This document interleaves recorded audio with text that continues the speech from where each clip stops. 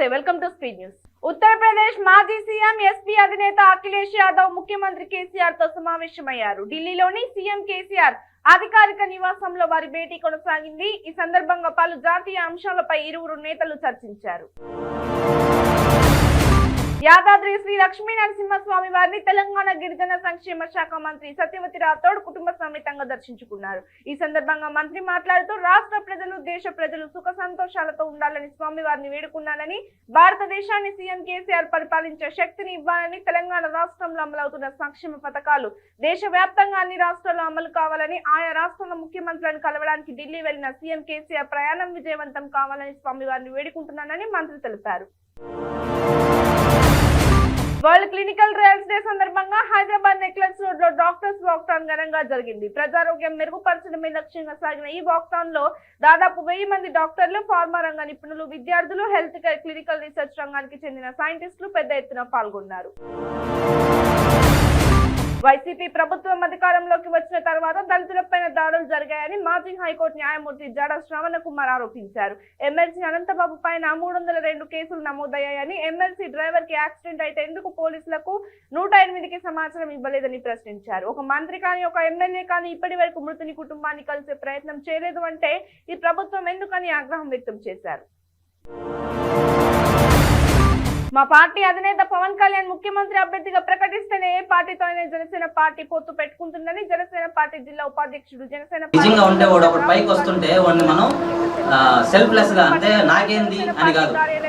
కొందరు ఇస్తుంటారు, ఎప్పటి నుంచో ఉన్నాయి, ఇప్పుడు గూడూరులో ఉన్నాయి, ఎప్పటి నుంచో 2 పార్టీలే ఉన్నాయి. వీళ్ళిద్దరు వస్తారు, ఇంటికాడికి వచ్చి తెలిసిన వాళ్ళు కూడా ఉంటారు, సంవత్సరాల నుంచి ఉంటాం కాబట్టి పుట్టిన ఊళ్ళలో. కలియుగ ప్రత్యక్ష దైవం శ్రీ వెంకటేశ్వర స్వామి వారిని దర్శించుకునేందుకు భక్తులు పెద్ద సంఖ్యలో తిరుమలకు చేరుకుంటున్నారు. నిన్న 71,119 మంది భక్తులు శ్రీవారిని దర్శించుకోగా 37,256 మంది తలనీలాలు సమర్పించుకున్నారు. భక్తులు సమర్పించుకున్న కానుకల ద్వారా స్వామివారి హుండీకి 3.91 కోట్లు ఆదాయం వచ్చిందని టీటీడీ అధికారులు తెలిపారు. విద్యార్థి విధానాలకు వ్యతిరేకంగా Osmania university vice chancellor professor Ravinder వ్యవహరిస్తున్నారని ఏఐఎస్ఎఫ్ నాయకులు కుంపల్లి శ్రీనివాస్ మండిపడ్డారు. హైదరాబాద్ ఉస్మానియా యూనివర్సిటీ ఆర్ట్స్ కళాశాల స్పోర్ట్స్ లాడ్జ్ లో యూనివర్సిటీ వైస్ ఛాన్సలర్ సంవత్సర కాలం పూర్తయిన సందర్భంగా ఏఐఎస్ఎఫ్ విద్యార్థి నాయకులు వైస్ ఛాన్సలర్ రవీందర్ పైన 19 అంశాలను పొందుపరుస్తూ ఛార్జ్ షీట్ బ్రోచర్ ను విడుదల చేశారు. సైబరాబాద్ గోపన్పల్లిలో బీజేపీ కార్పొరేటర్ దౌర్జన్యానికి దిగారు. చెరువుల పరిరక్షణ పేరుతో నెల రోజులుగా బీజేపీ నాయకులు చెరువులను సందర్శిస్తున్నారు. ఈ నేపథ్యంలో గోపన్పల్లి దేవుళ్ల చెరువు వద్దకు సందర్శనకు వెళ్లారు. కమిటీ సభ్యులు యోగానంద్, మూబా సత్యనారాయణ, జ్ఞానేంద్ర ప్రసాద్, నరేష్ ప్రభాకర్ ఎకరా భూమి కబ్జా చేసి party office guest house Gachibowli corporator Gangadhar నిర్మించుకున్నట్లు గుర్తించారు. ఈ విషయం తెలుసుకోవడానికి అక్కడికి బీజేపీ నేతలు వెళ్లారు. కమిటీ సభ్యులను ఫోటోలు, వీడియోలు తీయొద్దు అంటూ ఫోటోగ్రాఫర్ పై కార్పొరేటర్ దాడి చేశారు. ఇక తెలంగాణ ఆర్టీసీ బస్సులో ప్రయాణిస్తున్న మహిళ బ్యాగ్ నుంచి బంగారం, నగదు గుర్తు తెలియని వ్యక్తులు అపహరించారు. రాజమండ్రి నుంచి జంగారెడ్డిగూడెంకి ఓ శుభకార్యం నిమిత్తం వస్తుండగా ఈ చోరీ జరిగింది. జంగారెడ్డిగూడెం బస్టాండ్ లో బస్సు దిగుతుండగా బ్యాగ్ ఖాళీగా ఉండడంతో లబోదిబోమంది. విషయం తెలుసుకున్న పోలీసులు ప్రయాణికుల బ్యాగ్లను తనిఖీ చేశారు.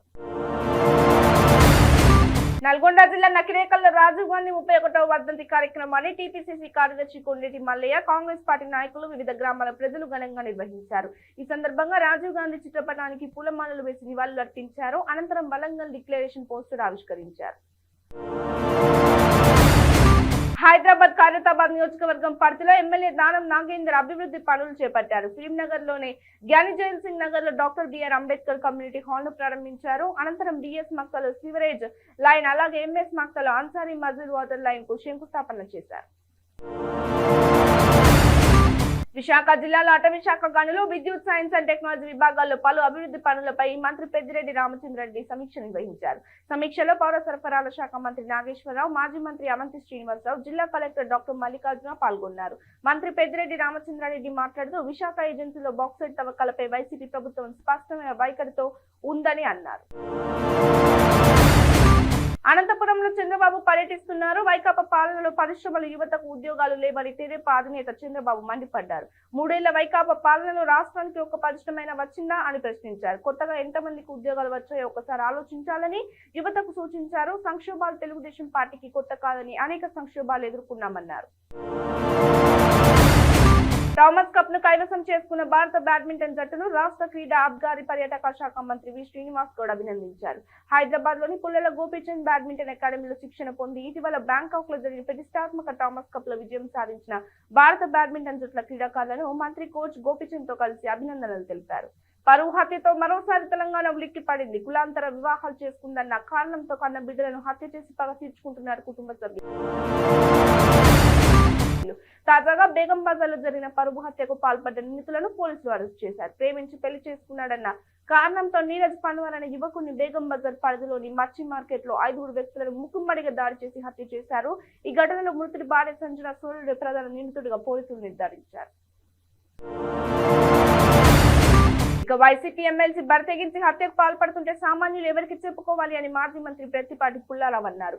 ఎమ్మెల్సీ చేసిన ఘటనపై సీఎం జగన్ రాష్ట్ర ప్రజలకు సమాధానం చెప్పాలని డిమాండ్ చేశారు. అడిగేవారు లేరని ఇష్టం వచ్చినట్టు చేస్తే ప్రజలు బుద్ధి చెప్పడానికి సిద్ధంగా ఉన్నారన్నారు. ఏలూరు జిల్లా కొయ్యలగూడెం గ్రామానికి చెందిన విద్యార్థి ఆత్మహత్యకు పాల్పడ్డాడు. దొరమామిడి వద్ద జల్లేరువాగులో దూకి ఆత్మహత్య చేసుకున్నాడు. ఇంటర్ ద్వితీయ సంవత్సరం పరీక్ష రాసి సాయి అరవింద్ ఆత్మహత్యకు పాల్పడడంతో కుటుంబ సభ్యులు కన్నీరు మున్నీరుగా విలపిస్తున్నారు. అనంతపురం జిల్లా ఉరవకొండ మండలం నిరమెట్ల గ్రామానికి చెందిన రైతు నర్సిరెడ్డి తనకున్న 10 ఎకరాల పొలంలో వేరుశెనగ మిరప పంటలు సాగు చేశారు. గత ఏడాది వర్షాలు అధికమై పంటలు తీవ్రంగా నష్టపోయారు. చేతికొచ్చిన కొంతమేర పంటకు కూడా ధర లేకపోవడంతో అప్పులు చేసుకున్నాడు. పంటల నిమిత్తం దాదాపు 16 లక్షల వరకు అప్పులు చేశారు. వాటిని ఎలా తీర్చాలనే మనోవేదనకు గురై తన సొంత పొలంలోని చెట్టుకు ఉరివేసుకొని ఆత్మహత్యకు పాల్పడ్డాడు. ఇక కరీంనగర్ జిల్లా తిమ్మాపూర్ మండలం ముగిలిపాలెంలో కాంగ్రెస్ పార్టీ నిర్వహించిన రైతు రచ్చబండ కార్యక్రమం ఉద్రిక్తతకు దారితీసింది. రచ్చబండ కార్యక్రమంలో జరగకుండా తెరాస కార్యకర్తలు అడ్డుకున్నారు. దీంతో ఒక్కసారిగా ఘర్షణ వాతావరణం నెలకొంది. ఈ క్రమంలో ఇరు వర్గాల మధ్య కాసేపు తోపులాట జరిగింది. ఘటనా స్థలానికి చేరుకున్న పోలీసులు 2 వర్గాలను చెదరగొట్టారు. కొందరిని అదుపులోకి తీసుకోవడంతో ఉద్రిక్తత సద్దుమణిగింది. పశ్చిమ గోదావరి జిల్లా పాలకోడేరు మండలం దేవాలయంలో చోరీ కలకలం రేపింది. కొండేపూడి గ్రామంలో రామాలయంలో హుండీలు చోరీ చేసి నగదును దోచుకెళ్లారు దుండగులు. స్థానికుల ఫిర్యాదు మేరకు పోలీసులు విచారణ చేపట్టారు. తెనాలి 1 టౌన్ పరిధిలోని ఉప్పు బజార్లో క్రికెట్ బెట్టింగ్లకు పాల్పడుతున్న వ్యక్తులను పోలీసులు అత్యంత చాకచక్యంతో అదుపులోకి తీసుకున్నారు. డీఎస్పీ శ్రవంతిరాయ్ మాట్లాడుతూ అమాయకులను అత్యాశతో నమ్మించి ఉప్పు బజార్లో గుంటి వెంకట కౌతారపు వెంకటేష్లు గుజరాత్ టైటాన్స్ ఆర్సీబీ బెంగళూరు మధ్య జరుగుతున్న ఐపీఎల్ మ్యాచ్ బెట్టింగ్ నిర్వహిస్తున్నందున వారిని అదుపులోకి తీసుకుని వారి నుండి 8 స్మార్ట్ ఫోన్లు, 20,000 నగదు, ల్యాప్టాప్, 9 కీప్యాడ్స్ ముద్దాయిల నుండి స్వాధీనం చేసుకున్నామని వారి నుండి మరిన్ని వివరాలు రాబట్టవలసి ఉందని తెలిపారు. అన్నమయ్య జిల్లా రాజంపేటలో యాజమాని ఇంట్లోనే చోరీకి పాల్పడిన మహిళను అరెస్ట్ చేశారు. లక్ష్మీదేవి అనే మహిళ ఓ ఇంట్లో పని మనిషిగా పనిచేస్తుంది. ఈ క్రమంలో 27 గ్రాముల బంగారాన్ని లక్ష్మీదేవి చోరీ చేసింది. దీంతో బాధితురాలు ఫిర్యాదు మేరకు పోలీసులు లక్ష్మీదేవిని కొత్తబోయినపల్లి వద్ద మన్నూరు పోలీసులు అదుపులోకి తీసుకుని వారి నుంచి చోరీ సొత్తును స్వాధీనం చేసుకున్నారు. ఇక ఏలూరు జిల్లా పెదపాడులో ఎన్టీఆర్ విగ్రహం తొలగించేందుకు అధికారులు యత్నిస్తున్నారు. బస్టాండ్ వద్ద 2 రోజుల క్రితం ఎన్టీఆర్ విగ్రహం ఏర్పాటు చేశారు. అయితే దీన్ని తొలగించేందుకు అధికారులు యత్నించగా దీనిని టీడీపీ శ్రేణులు అడ్డుకున్నాయి. విగ్రహం అలాగే ఉంచాలంటే ఈ నెల 28లోపు అనుమతి తెచ్చుకోవాలని అధికారులు సూచించారు. అప్పటి వరకు విగ్రహానికి అధికారులు ముసుగు వేశారు. దీంతో వివాదం సద్దుమణిగింది.